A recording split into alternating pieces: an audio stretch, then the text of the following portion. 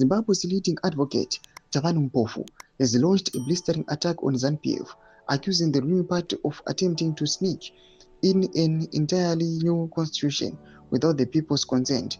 Mpofu says this is not a lawful amendment process, but a dangerous constitutional ambush, one that bypasses public participation in a national referendum. Constitutional coup. Top lawyer accuses ZANU-PF of plotting illegal power grab. Don't subscribe or like or turn the bell icon. He argues that a constitution belongs to the people, not to one political party acting alone. Parliament, Mpofu insists, only has authority to pass ordinary laws, not to replace the supreme law of the land. He adds that ZANU-PF is governing on a disputed 2023 election mandate and failed to secure the 2/3 majority needed for such sweeping changes.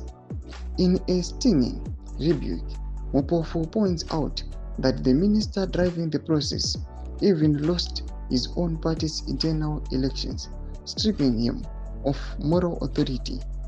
Fundamental constitutional change, he says, demands broad national consensus, not partisan maneuvers carried out without people's consent.